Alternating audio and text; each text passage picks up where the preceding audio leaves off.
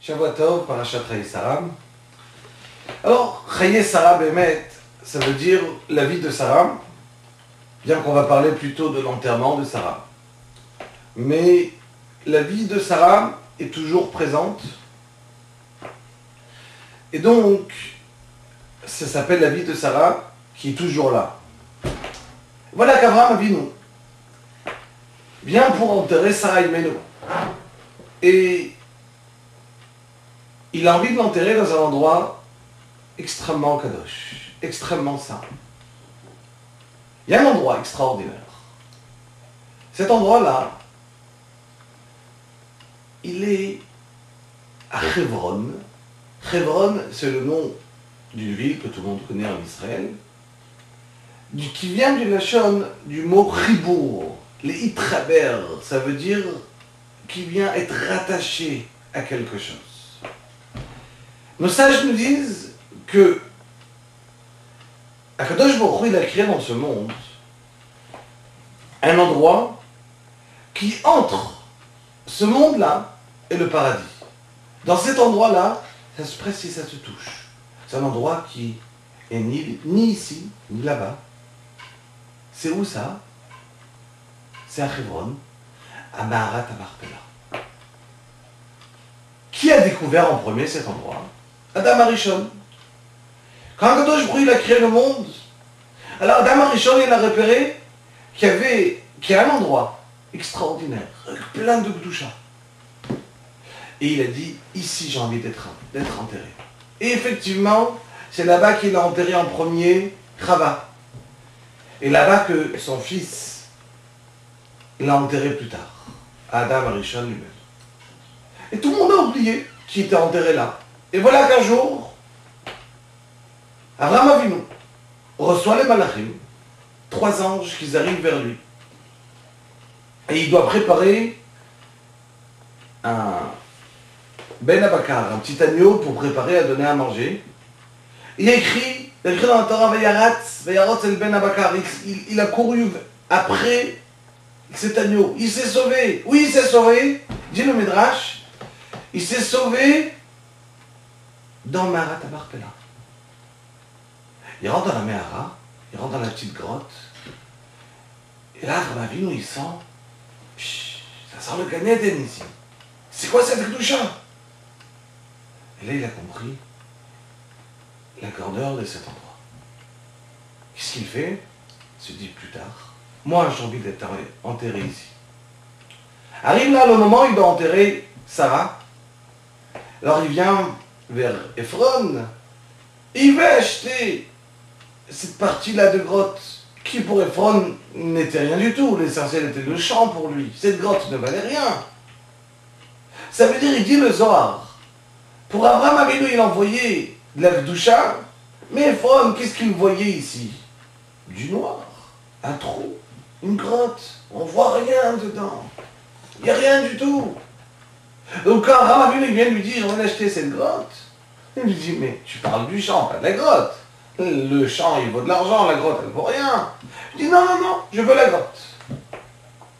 Très bien. Mais comment ça se fait? Il dit le Zohar.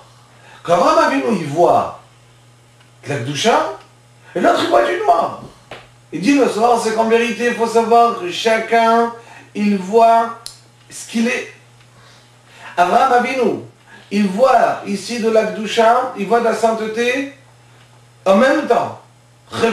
Ephron, il y habite dedans, il voit du noir. Il nous dit le Zohar, chacun voit en fonction de ce qu'il est. Il y a des gens qui vont voir dans Shabbat, mais haine, Olam Haba. Du Olam Haba dans Shabbat, c'est extraordinaire. Être assis à Shabbat, chanter avec ses enfants, être assis à dire des divrei Torah à table, se rapprocher d'Akadosh Baruch Hu, de passer un Shabbat ensemble à Kedusha, extraordinaire. Certaines personnes vont voir dans Shabbat que des inconvénients. Interdit, je peux pas faire ça. Mais comment c'est possible? D'un côté je vois la Kedusha, d'un autre côté je vois du noir. Ça dépend où on est. Il y a des gens qui vont voir un peu du monde à Torah. Ils vont voir, c'est dur, j'en ai marre, la Torah, la Torah. Il y en a qui vont voir, mais c'est extraordinaire. Combien c'est beau la Torah. Combien on se rapproche de Kadosh Baruch Hu. Combien on a de mérite dans une fila de parler à Hachem. Mais c'est extraordinaire. Encore une fois. Chacun où il est, chacun se trouve. Pour finir avec une petite histoire très rapide, il faut savoir que jusqu'à aujourd'hui, on a peur de rentrer dans Marat Marpella, vraiment en dessous. Une fois, il y avait un arabe, un cheikh arabe, qui est arrivé d'Irak. Et il a décidé de rentrer là-bas, dans cette grotte. On lui a dit, même les Arabes sur place lui ont dit, « Eh oh, cheikh, interdit de rentrer, c'est très dangereux. » Il a dit, « Ah, ça ne me fait pas peur. » Il a appelé un esclave à lui, « Descends. » On descend l'esclave, il n'a pas le temps d'arriver en bas avec la corde, qu'il meurt. On descend un deuxième esclave, il meurt. Troisième, il meurt. Et oh, je ne vais pas tuer tout le monde. Il a dit, et en se penchant, il a son épée qui tombe. Une épée qui était pleine de diamants. Qui va aller la chercher maintenant? Il a volé cette épée. Il a dit, si c'est comme ça, j'oblige un des juifs à descendre. Ils ont fait le goral. Le goral, ça veut dire, c'est une manière de faire... on va tirer au sort. Et sur qui ça va tomber de descendre? C'est tombé sur un grand rave.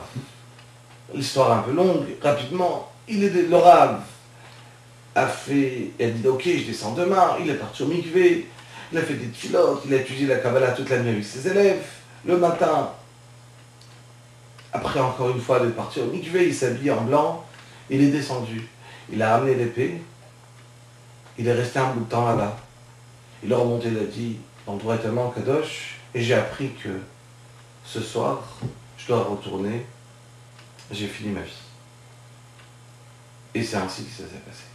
Il faut savoir que jusqu'à aujourd'hui, l'endroit est extrêmement kadosh. C'est un endroit, comme il dit le Zohar, où le monde et le Gan Eden se touchent. Comme tout Shavuot Tov.